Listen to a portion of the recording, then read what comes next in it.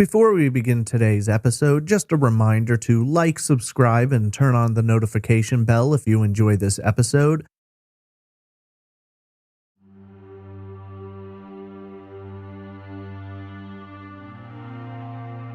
A 4-year-old with a propensity for sneaking off on his own grabs the two family dogs, walks out the front door, and vanishes. While friends and family search desperately, there's no trace of the child or the dogs. Strangely, 5 days later, after the searches have been called off, one of the dogs comes walking home. 5 days after that, the other returns, and yet there is no sign of Tristen Myers. How does a little boy walk away from an isolated home in a small town and disappear into thin air? Over the past 20 years, there have been multiple searches for Tristan, and several times in which it was believed he had been found, though DNA would prove otherwise. In the interim, his mother, grandparents, and uncle have all passed away, leaving a vacancy in the world the young boy left behind. Theories abound. Was it abduction, a disappearance into the deadly wilds of the forest, or perhaps a crime committed close to home? This is Trace Evidence, episode 111, The Disappearance of Tristen "Buddy" Myers.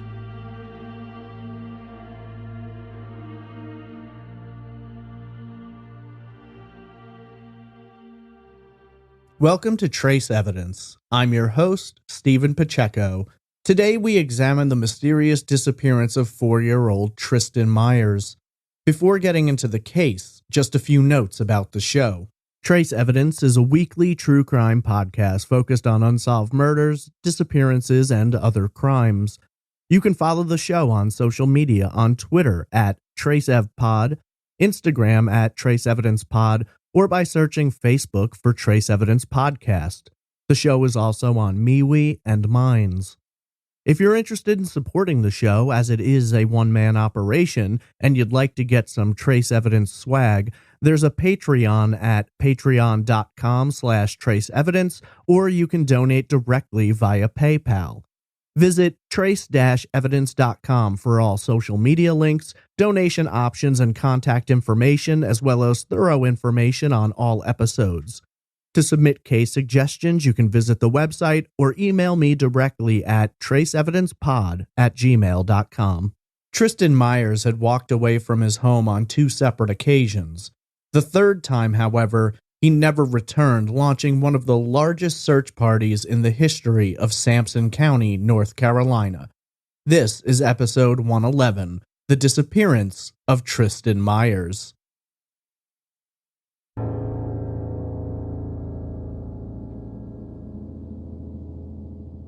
Some people have lived truly challenging lives, dealing with all manner of pains and tragedies, the loss of abandonment, injuries, psychological and physical disorders.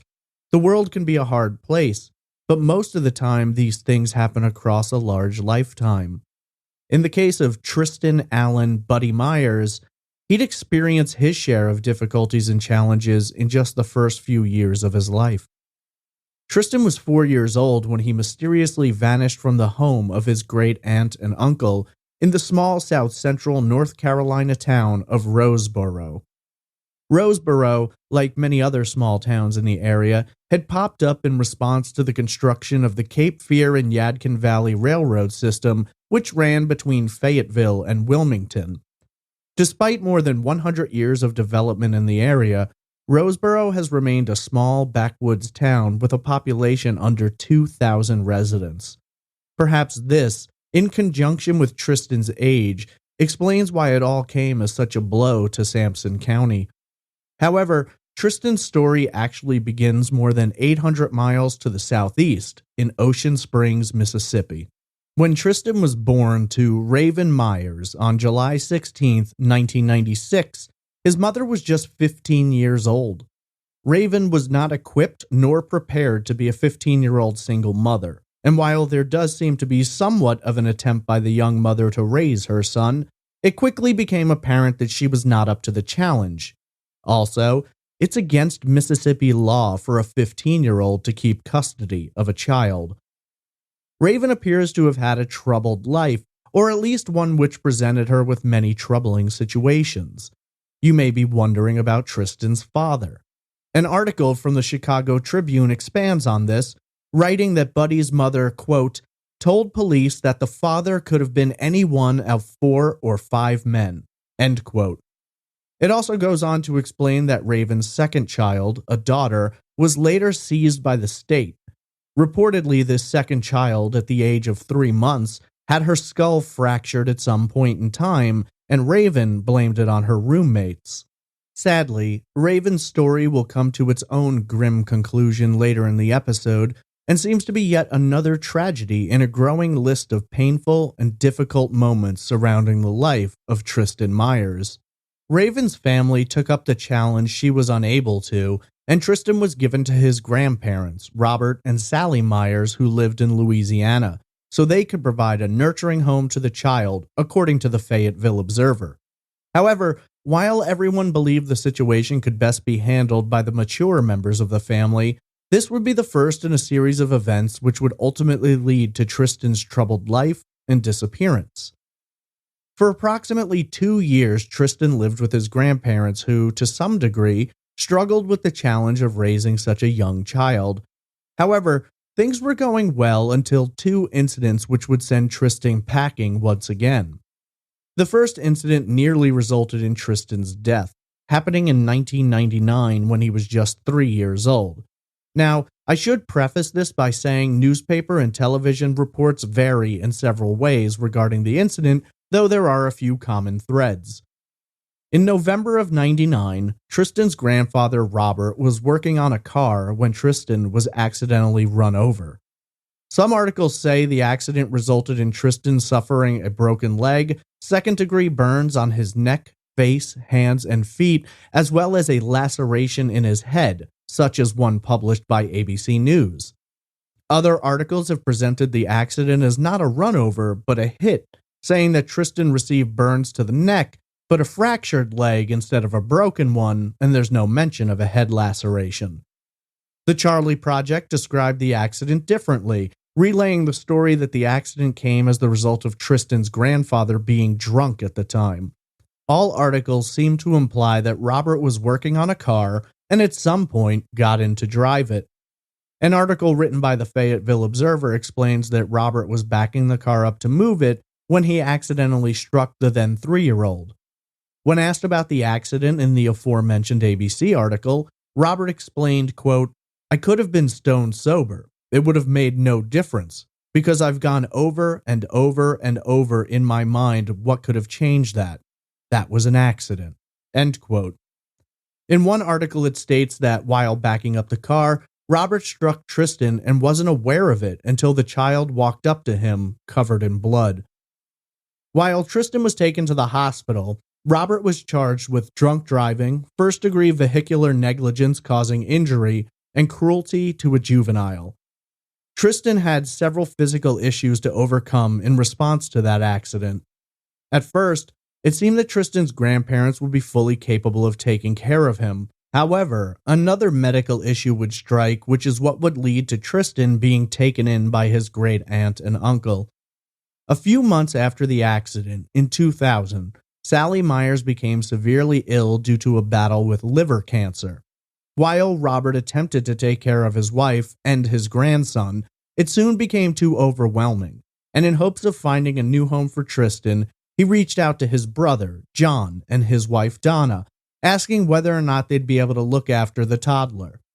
At the time, they knew nothing about Tristan and had never met him, though reportedly, they were told he was a well-behaved and kind child.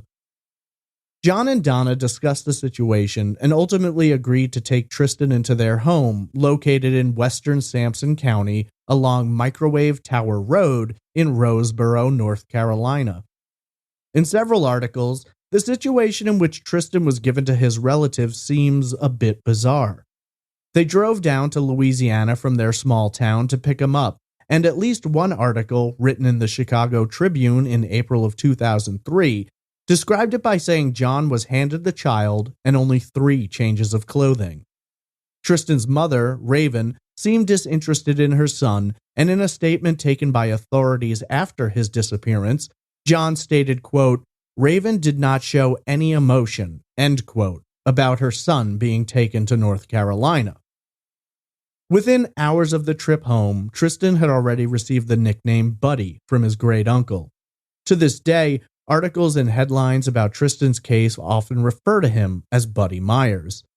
While this seemed like a good change for Tristan, which would result in him receiving more attention from his relatives, fairly quickly after arriving in Roseboro, he began to exhibit troubling behaviors.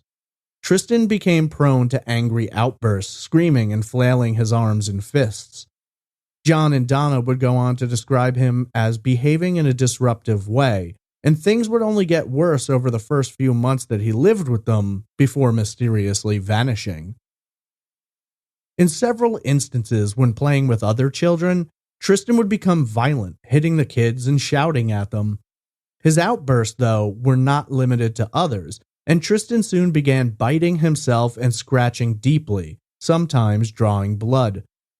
Donna's sister, Sherry Hicks, told investigators that Tristan had been diagnosed with ADHD.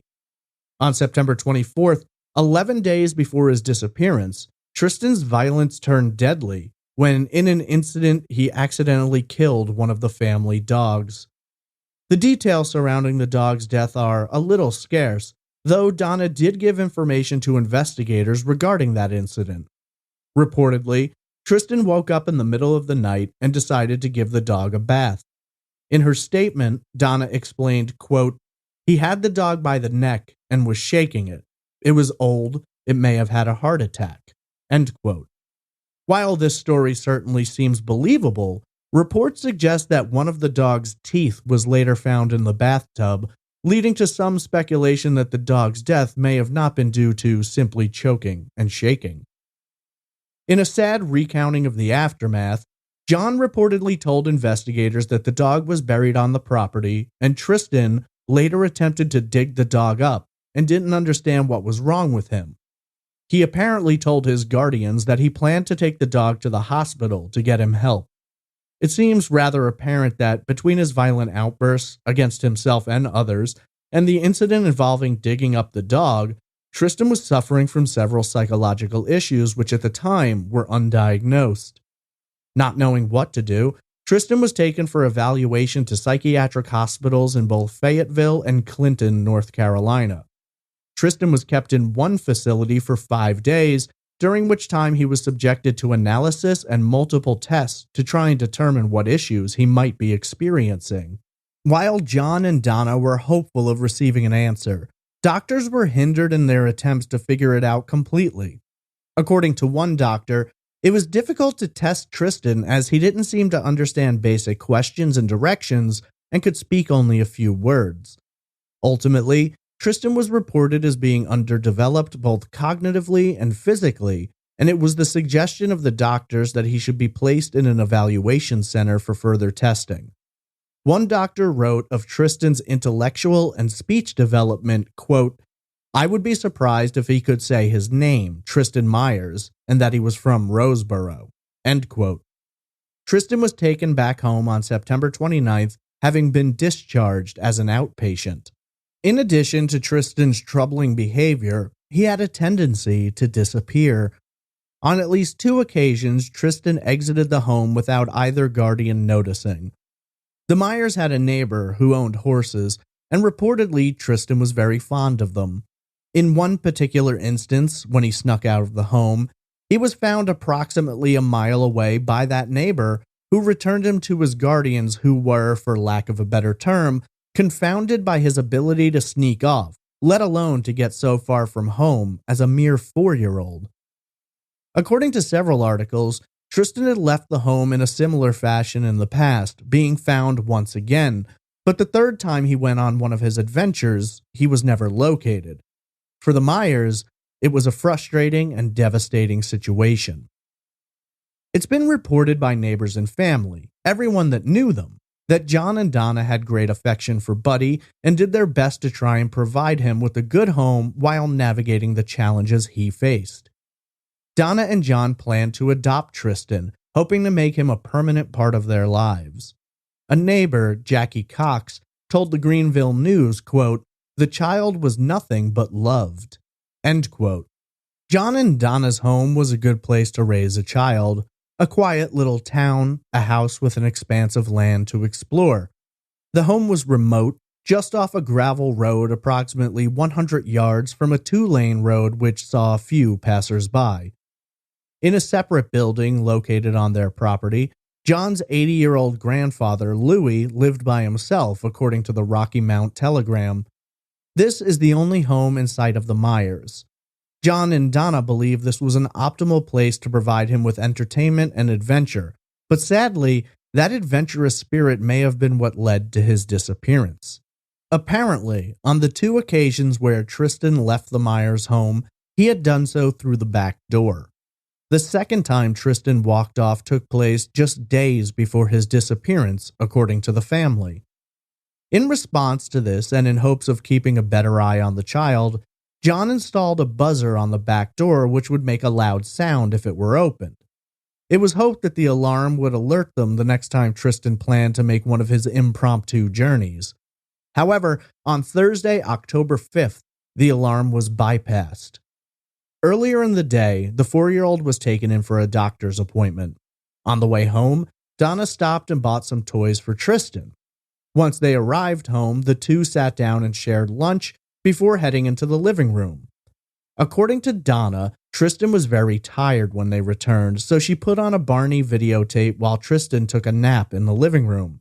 Donna was watching him, but she was tired herself and dozed off on the couch. Sometime while Donna was asleep, Tristan woke up and gathered up their two dogs, a 3-legged Chihuahua named Buck, who Tristan slept behind every night, and a Doberman puppy named Sasha, the latter of which had been purchased specifically for Tristan. After waking the dogs, Tristan walked out the front door, bringing the dogs with him, seemingly vanishing into thin air. When Donna awoke and found Tristan missing, she immediately began searching for the child, combing the area and calling out his name, but it was to no avail. Donna went down to the farm with the horses where Tristan had previously gone, but there was no sign of the child or the two dogs. Within an hour of Tristan's disappearance, Donna called 911 and reported the child missing. The responding agency was the Sampson County Sheriff's Department. Their response was rapid and all-encompassing. A search team was quickly put together involving sheriff's deputies, volunteers, and even members of the military from Fort Bragg, some 30 miles to the west. The search team at its largest involved almost 3,000 people looking for the 4-year-old. The search involved both land and air teams, with helicopters employing infrared technology to try and locate his heat signature, but somehow the 4-year-old couldn't be located. At the time of his disappearance, Tristan was just over 3 feet tall. The area from which Tristan disappeared was very rural, with a lot of farms, open woods, ponds, and swamp. Over the course of the first week of the search for Tristan, the search party kept growing and they kept combing through thick forestry, sprawling farmland, and the multiple ponds and waterways in the area. Tristan was small and couldn't swim, so the initial belief was that he may have fallen into a pond or swamp and drowned. In one instance of the search, Tristan's scent was picked up by a tracking dog who led authorities to a small pond, indicating this as the endpoint of his scent. However, when authorities drained the pond, there was no trace of Tristan. The search, which had begun the Thursday he disappeared, intensified over the weekend, with the Rocky Mount Telegram explaining that, as temperatures began to drop, searchers were more and more worried about the 4-year-old's ability to survive in the wilderness.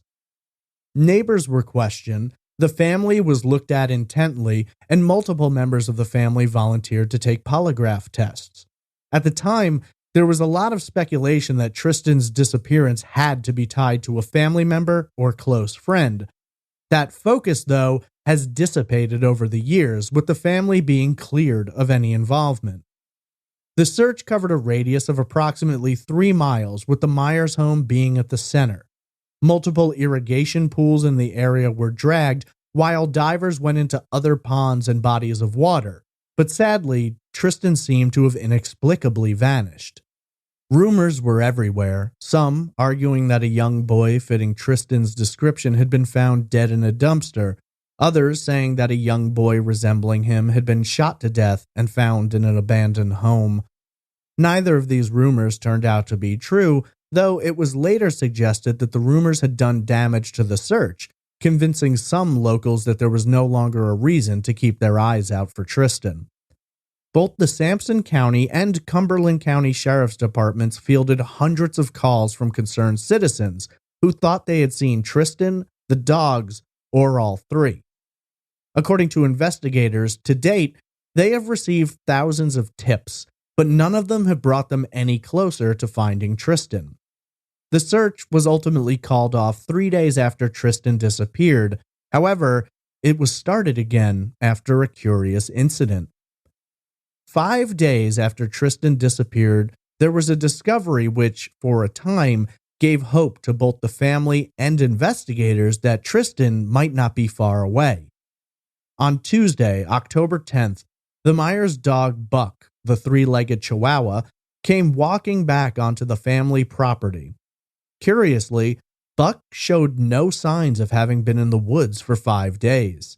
He was neat, lacked any kind of dirt or dishevelment, and after his stomach contents were tested, they showed nothing out of the ordinary. Due to the dog's return, investigators came back to search once again, opening things back up for 2 more days, but again found nothing. This, though, was not the last return. 5 days later, some 10 days after Tristan's disappearance, Sasha, the Doberman puppy, also returned to the home, and just like Buck, showed nothing to indicate it had been in the forest or a wooded area for 10 days. The puppy was a bit malnourished, but otherwise was in good shape. As in the case of Buck, the puppy's stomach contents were examined and again showed nothing out of the ordinary. At different points in time, searchers had targeted specific areas. The ponds were examined thoroughly, cadaver dogs were brought in but never indicated anything in the wooded area or surrounding landscape. At some point, there was a thorough examination of a nearby salvage yard, according to the Fayetteville Observer, but once again, nothing to report. No developments, no trace of Tristan. 3 years would pass from the last sighting of Tristan and the next development in the case, which would take investigators from small Roseboro nearly 900 miles away to the busy streets of Chicago. In early February of 2003, a young boy was brought into Evanston Hospital, identified by the name of Eli Quick. Reportedly, the child, described as extremely dirty, was brought in by a man who wanted him treated for aggressive behavior. Considering the condition the child was in, medical staff alerted the police after the man, later identified as Ricky Quick, threatened to leave. At the time, Quick had a warrant out for his arrest regarding the theft of a coffee machine. Due to the odd behavior of Ricky and Eli's inability to explain several gaps in his past, the National Center for Missing and Exploited Children was also contacted. After the child was taken into custody by authorities, a caseworker at NCMEC noted the close resemblance between Eli and Tristan, even down to the fact that both boys had blonde hair, blue eyes, a stutter, and scars on their necks. At the time, there was both a blood test and an examination of dental records, though neither could conclusively identify the child as being Tristen Myers. Eli was 6 years old, the same age Tristan would have been by 2003. Donna and John Myers were contacted and shown images of Eli. They believed the resemblance was close, with Donna telling CNN, quote, "If it's not him, he's got a twin," end quote. In hopes of confirming the child's true identity, a sample of Raven Myers' DNA was taken for comparison. While the family had their hopes up that Tristan had finally been found, the DNA showed conclusively that Eli Quick was in fact not Tristan. Thomas Nair, an FBI agent who became involved in the case, stated, quote, "I wish I were here to give you, and more importantly, the family of Tristen Myers, some good news. Unfortunately, that is not the case. The two children are not identical." End quote. While Eli was proven not to be Tristan, the family maintained hope that he was still out there somewhere. Jackie Jacobs, a spokesperson for the Myers family, told the Charlotte Observer, quote, "It's the news we did not want to hear, nor what we expected." End quote. However, this development, while disproven, did spark interest in Tristan's story once again. A billboard was erected near Highway 24 in Roseboro, hoping to bring more attention to Tristan's case. Some tips came in, but again, nothing solid. Later, Donna appeared on the daytime talk show Jenny Jones, hoping to bring awareness, and while the appearance netted authorities hundreds of calls and tips, all led to dead ends. Even Tristan's mother, Raven, seemed to have a change in her disposition, explaining that, in the time that had passed, she'd grown up a lot and now believed herself to be capable of raising her son, saying that if Tristan could be found, she wished to raise and reconnect with him. Unfortunately, Raven's life would be cut short in a bizarre accident involving an argument and a speeding vehicle. In March of 2004, 4 years after Tristan's disappearance, Raven Myers died at the age of 23 as the result of massive head injuries. According to Lieutenant E.B. Dalton in Fayetteville, Raven got into an argument while being the passenger in a pickup truck. According to the investigation, at some point during the argument, Raven opened the passenger side door and leapt from the vehicle, sustaining multiple injuries and massive head trauma. While the 23-year-old was rushed into surgery, she died on the table.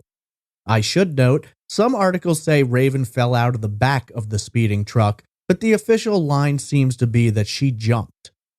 Donna told the press that while Raven had seemed to be doing fine up until her death, having turned her life around, she had not been in contact with her for several months leading up to her death.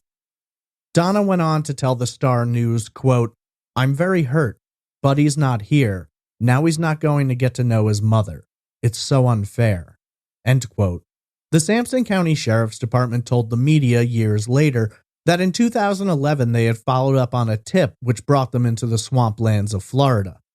While not many details regarding this tip have ever been disclosed, Sheriff Jimmy Thornton explained that the tip revolved around a young man who resembled Tristan. After speaking with local authorities and trying to track down the child in a trailer camp. After multiple camps were explored, the one related to the tip was found. Ultimately, when the child was located, he was not Tristen Myers, and the case remained open and active, but fading. Unfortunately, tips and leads regarding Tristan's case began to dwindle. Soon, days turned to weeks, weeks to months, and months to years without any news, information, or developments. While the family had suffered several tragic deaths and Tristan's disappearance, John Myers passed away in January of 2015 at the age of 67. John, the man who had opened his home to Tristan and who had been involved in countless search efforts, died without ever knowing what became of the child. In the years after Tristan's disappearance, life changed dramatically for John and Donna. John, at one point, cut down and thinned out much of the wooded area around the edges of his property, hoping that he might discover something and wanting to take his grief out on something, anything he could get his hands on. Tristan had been missing for 15 years by the time John died, making him nearly 20 years old if still alive. Soon, Tristan's great-uncle, mother, and grandparents were all gone. The last articles written about the case come in 2017 and 2018, though by this time, much of Tristan's case had disappeared from the media. In an article by the Fayetteville Observer, the loss of the family was discussed, as was the home on Microwave Tower Road. The home from which Tristan vanished is now surrounded by overgrown grass, boarded up and kept behind the warnings of no trespassing signs. According to the Observer, no family could be contacted for their article, and a single name is now associated with Tristan and his disappearance. Detective Chris Godwin, out of the Sampson County Sheriff's Department, told the Observer that while Tristan had been missing for 17 years, the case was far from cold, and he was focused on tracking down the missing child, who would now be an adult. Godwin has spoken with multiple law enforcement officers from differing states, some retired, some active, in hopes of gleaning new angles to approach the case from, but there's never been anything which managed to shake the truth free. Godwin considered researching the area in which Tristan disappeared, though it was believed that were Tristan still out there in the wilderness, something would have turned up by this point in time. Godwin wanted to ensure that people know the case is still being investigated, telling the Observer, quote, "We talk about it quite often. Sometimes people want to know if we're still looking or if we've given up. I want people to know we have never stopped looking for Tristan, and we won't stop until there's no reason to look anymore. We're waiting on that one good lead, someone who remembers something or has seen something. That's the day our search will end." End quote. Finally, in what I can only call a strange coincidence, 24 years and 7 months before Tristan's disappearance, the town of Roseboro experienced a strikingly similar case. 2-year-old Bruce Sheeran was staying at his grandparents' home 3 miles from Roseboro when he vanished. According to reports of the time, Bruce was sitting in the front yard while playing with the family dog. Bruce's aunt was watching him. Despite massive search efforts, the largest in Sampson County to that day, Bruce could not be located, and based upon several archival searches of newspaper articles, it appears that he was never found. A small, isolated town, 2 children disappear while in the company of their dogs, both being watched by their aunts. While no connection is believed to exist between the 2 cases, it's an interesting curiosity to say the least. Not many news stories about Bruce exist, but those which do sound eerily similar to the disappearance of Tristen Myers. At the time of his disappearance, Tristen Myers was described as being a Caucasian male with blonde hair and blue eyes, standing approximately 3 feet 1 inch tall and weighing 38 pounds. When last seen, Tristan was wearing blue jeans, a black Carolina Panthers t-shirt, and white Mickey Mouse sneakers. Tristan has scars on the left side of his neck and top of his head. He has a speech impediment, his left leg was previously broken, and he may answer to his nickname, Buddy. Tristan was last seen in the vicinity of Microwave Tower Road in Roseboro, North Carolina on October 5th, 2000. If alive today, Tristan would be 24 years old. Age-progressed photographs are available, and Tristan is listed in both NamUs and the Doe Network. For 20 years, the mystery of what happened to Tristen Myers has haunted his family, the small town of Roseboro, and the Sampson County Sheriff's Department.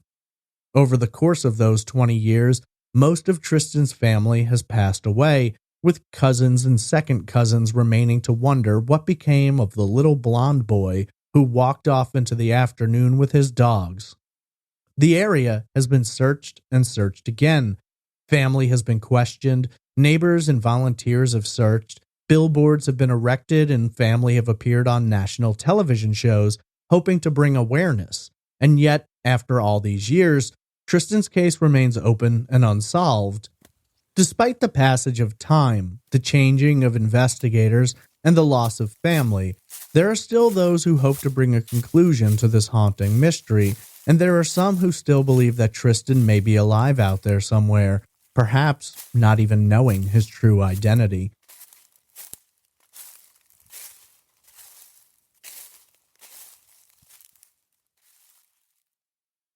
Four-year-old Tristen Myers wandered away from his aunt and uncle's home, disappearing somewhere in the wilderness of sleepy Roseboro, North Carolina.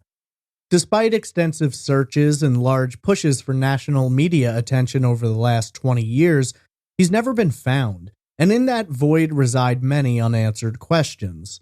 How can a 4-year-old get so far away so fast? How were searchers unable to locate him? And how did his 2 dogs find their way home 5 and 10 days later without even the hint of having been in the woods at all? Truly, Tristan's case is a mystery, and like so many cases involving children, it's painful and difficult to examine. Over those 20 years, there haven't been a lot of theories developed. For the most part, examinations of the case result in only 3: that Tristan was abducted, that his family may have been involved, or that he was lost in the wilderness and was victim to one of the predators or pitfalls many of which would be too much for a child to overcome. Starting at the top, we'll take a look at the possibility of abduction, one theory which hasn't received as much attention as you'd imagine in a case like this. Typically, when you're looking at the possibility of a child abduction, there's a handful of characteristics that come to mind. Among these are neighborhoods, highly traveled roads, walks to and from school, or nighttime grabs from within the home itself. None of these seem to fit when it comes to Tristan. Roseboro is an incredibly small town, one in which a strange vehicle or unknown face is likely to be remembered. A town where many residents know one another and the houses are spaced out, not the kind of stacked on top of each other streets you see in most American neighborhoods. There wasn't a home in view from the Myers property. The road they lived on was gravel and dirt, and the nearest two-lane road was several hundred yards away. That road, by the way, isn't exactly heavily trafficked. A lot of times when a child is grabbed, it's a crime of opportunity, though in many cases, the abductor has tracked the child over time and made a plan of how to execute that abduction. In Tristan's case, this is highly unlikely. He'd only been living at the home for 55 days, and when he disappeared, no one even reported seeing a strange or unfamiliar person or car in the area. The Myers themselves certainly didn't report anything out of the ordinary. Roseboro isn't exactly the kind of town an abductor would be trolling looking for a child to take. With how small the population is, how remote the homes are, it seems highly unlikely that someone may have just been driving around the quiet roads on the off chance that they might find a child to grab. Obviously, truth can sometimes be stranger than fiction, but when it comes to Tristan's case, investigators, family, and friends consider the possibility of an abduction unlikely unless it came under specific circumstances. Is it possible that Tristan wandered down to that two-lane road and was spotted by a passerby who seized the opportunity? Could he have been spotted by someone in the woods along a dirt road who simply couldn't pass up the opportunity? Surely, these are possibilities, but the odds don't generally favor them. Typically, if someone is planning to grab a child, they're going to ensure they aren't going to get caught, and so off-the-cuff abductions seem a little out of character, especially in a small town, though I'm certainly not suggesting that things like this don't happen. One detail which has made many consider this theory revolves around the dogs. They didn't seem like they'd been wandering around the woods for 5 or 10 days respectively. Some argue that Tristan and his dogs could have been grabbed at the same time. Maybe someone pulls up, offers the child a ride, and the dogs hop in with him. Remember, not only was Tristan 4, but he was psychologically and physically underdeveloped. It's certainly possible he could have fallen for the stranger offering candy, as the trope goes, but you know what I'm saying. Some believe the abductor may have released the dogs either that same day or days later, with them returning home never having been in the woods. Of course, that would have been challenging to do considering all the searches, but remember, the first dog didn't return until 2 days after the searches ended. When it comes down to the abduction, it's certainly not something that can be ruled out, but it's a theory few have put a large amount of stock in. Sure, there have been multiple incidents in which children similar to Tristan have been spotted, but in each of these cases they've been identified and were not Tristan. Surely this suggests that it's entirely probable that someone grabbed the little boy and drove off with him, maybe to raise as their own, maybe to do something far worse. But there hasn't been a single clue or piece of evidence to make that connection. Sadly, however, there's been little if any evidence to make any connections. The abduction theory will always exist, but whether or not this is what happened remains a mystery, and for many, they believe the truth may lie closer to home. Following that thread, we move into the second theory, that someone in Tristan's life may have had more knowledge about what happened than they've ever revealed. In the case of a child's disappearance, especially one such as Tristan, who not only exhibited erratic behavior, but who was also shuffled through the family, it's difficult not to take a look at the family. Usually when that's done, you've got someone who won't answer questions, someone who resists the investigation, someone with odd behaviors or record, someone who won't participate in the searches, something to indicate the possibility of darker intentions or hidden truth. None of that exists in this case, though. Tristan's family were extremely cooperative with investigators. They took part in all searches, fought to get attention on the case, were involved in countless interviews, appeared on television shows, and traveled whenever a child was believed to have possibly been Tristan. While the child certainly presented challenges, John and Donna seemed focused to raise the boy as their own, going so far as to enter the early stages of planning for adoption. Whenever she spoke to police or to investigators, Donna was always very hopeful about finding Tristan and expressed her hope for his return and her pain at his loss. She believed Tristan was still out there and he was gonna return to her someday. Certainly, Tristan experienced many difficult situations and tragedies in the short 4 years that he was around, and yet he was loved and welcomed by John and Donna. Neighbors and friends all reported that he was their focus of attention, that they loved him, and that they were absolutely devastated by his disappearance. Within an hour of Tristan's disappearance, he was reported missing and the search began. That search never stopped, and one by one as family members passed away, there were others to pick up the torch of their search efforts. Even to this day, family members long for answers and still speak with the media in hopes of keeping up with the case and talking with investigators. It doesn't seem like the kind of situation where anyone in the family was involved. The circumstances are all to the contrary. The family offered to take polygraphs, they gave statements to authorities whenever they asked, they did everything they could to help investigators to try and solve this sad and difficult mystery. They even kept searching for years after the official searches had stopped. If it wasn't the direct, malicious involvement of a family member, some have considered the possibility of something on the periphery. Maybe an accident covered up, maybe a mistake in judgment or simple negligence. While all are possible, again, there doesn't appear to be anything to make that suggestion. Investigators looked at the family as you would expect them to in a case like this, but since the early days of the investigation, they have never had anything to say about the family which would put them in a bad light. There was never the announcement of a person of interest, never even a shred of suspicion was spoken about in the media. One would imagine that if members of the family were considered someone who they thought was likely, someone would have said something by now. So many of them are gone, it would be unlikely that anyone would be hit with any kind of a lawsuit for defamation, but authorities are often tight-lipped when it comes to cases involving children. While I understand looking at the family, there doesn't seem to be anything here to make that more likely. John and Donna worked hard to try and help Tristan. They took him to doctors, had him evaluated, and dismissed his bad behavior as the result of a child with slow development struggling to transition into a new home. There doesn't seem to be a single instance of them saying anything negative about him, and even in the light of some of his more violent behaviors, hitting other children, the incident involving the death of their dog, they never said a word about it to the media. Those situations were only expressed in interviews with authorities, which came out later to the public's attention. It's an interesting theory, and one which has been investigated, but there doesn't appear to be any answers there. So that brings us to the final angle, that Tristan may have wandered off into the wilderness and had been injured or killed in a fall, a pond, the swamp, the attack of a predator, or some other dangerous situation.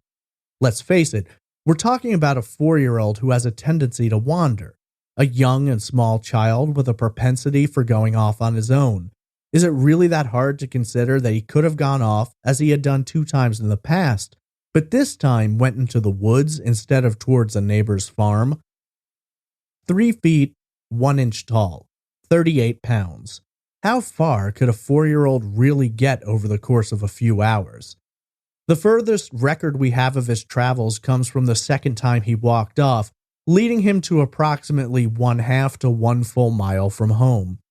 While we don't have an exact timeline for that incident, I don't think it's difficult to imagine that a 4-year-old would face a lot more of a struggle when dealing with the muddy, rocky, dense terrain of a forest. We know that tracking dogs once followed his scent to a pond, at which point the trail ended. That pond, among many others, were dragged, drained, and examined, but there was no trace of Tristan. Perhaps the 4-year-old waded through the water and came out on the other side, effectively eliminating his scent trail. Maybe the weather turned or the wind blew in a different direction, sending his scent elsewhere. Tracking dogs are highly attuned to the scent they are following, but many natural occurring weather patterns, winds, and rain can alter their ability to effectively track. There's a lot of predators out there in the forests of North Carolina. Bobcats, mountain lions, snakes, just to name a few. A 38-pound child wouldn't present much of a challenge to any of these animals, and while a snake might result in the child being left where he was bitten, any other number of larger predators were certainly capable of carrying him off somewhere, and it's anyone's guess exactly how far one of those animals might travel with their prey before slowing down or stopping. Tristan vanished in the middle of the day, but by nightfall, certainly the chances of an animal attack would have increased. It's also important to note that it was early October, the temperatures were dropping, and many animals were looking to gather up food for those barren winter nights sitting on the horizon. If it wasn't an animal attack, there are a multitude of other threats out there. Steep hills, sharp rocks, little crevices and holes a child might fit into that an adult wouldn't.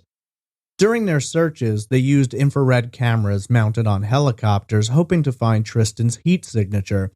I've often wondered, considering how small he was and how cold it was getting, how hard it would have been to see him, let alone if he had fallen into cold waters. Microwave Tower Road spans the gamut: farms, forests, swamps. There's a lot of different areas that a full-grown adult might struggle to make it through, let alone a small child who reportedly couldn't swim and didn't know his way around. While the Myers home was certainly beautiful and in a lovely area, it was also very isolated. It's so isolated, in fact, that Google Street View didn't even map out the part of Microwave Tower Road where the family lived. The nearest intersection to the home came where the road met State Road 1251. Having looked at satellite imagery of the area and photos supplied in newspapers, you're talking about an extremely dense wooded area with multiple ponds and what I would describe as a pretty vast swamp area located through the woods within 2 miles from the home. The swamp itself, referred to as Big Swamp, is quite extensive and appears very treacherous. Had Tristan managed to get to that swamp, there's no telling what could have happened to him and if he had fallen in or not. Thick, murky, muddy waters, certainly enough to provide a challenge for even a strong swimmer. Sadly, of all the possibilities in this case, the likelihood that Tristan fell victim to something in nature is pretty overwhelming. Between animals, the forest, the swamp, and many other pitfalls, deep holes, crags, any number of places, the possibilities are endless. And while there remains the hope that he is out there, somewhere, waiting to be discovered, maybe a victim of abduction, living under another name and not even knowing he's missing, the tragic answer may lie closer to home. Tristan has been gone for 20 years now, and there hasn't been a single hint. No tip that has led to an answer, no anonymous calls, no suggestions of anything. A true mystery in the middle of a small town, so much similar to one from 24 years earlier. While police continue digging into the case in hopes of a break, this may be one of those tragic stories that only the dense greenery and thick swamps can present the answer to. Short of new evidence, a sighting, a finding in the forest, or an abductor's arrest, the disappearance of Tristen Myers will remain open, unsolved, and very cold.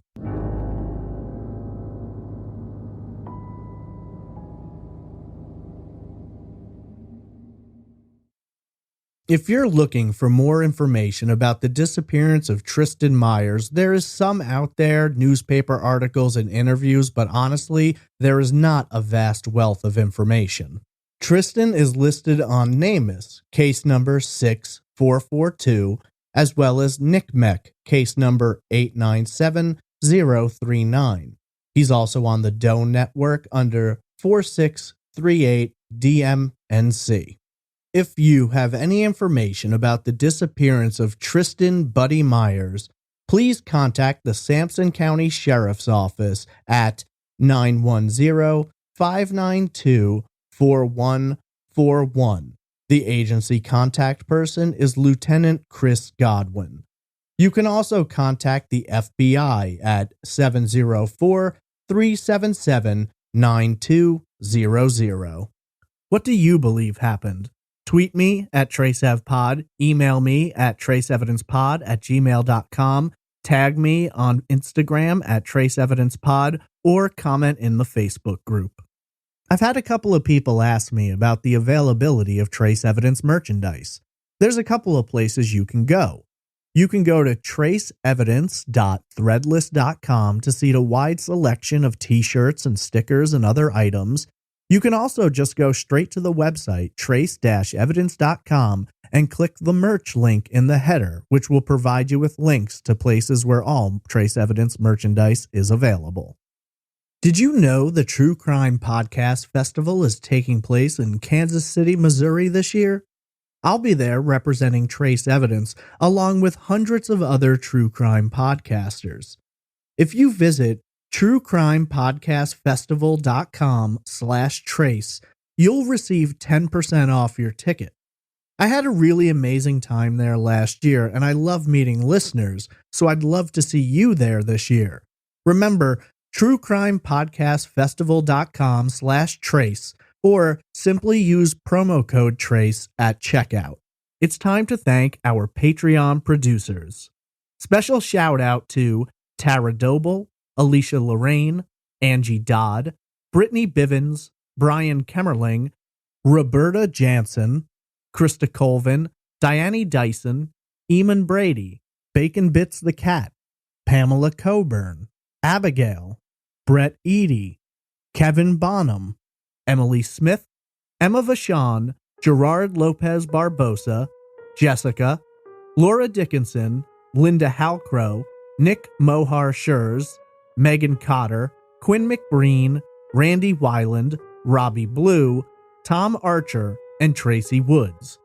If you think your name should be on this list but it's not, please contact me, as Patreon is often terrible at organizing the lists properly. I want to thank you for listening to this episode, and I hope you'll join me next week for another unsolved case on the next episode of Trace Evidence.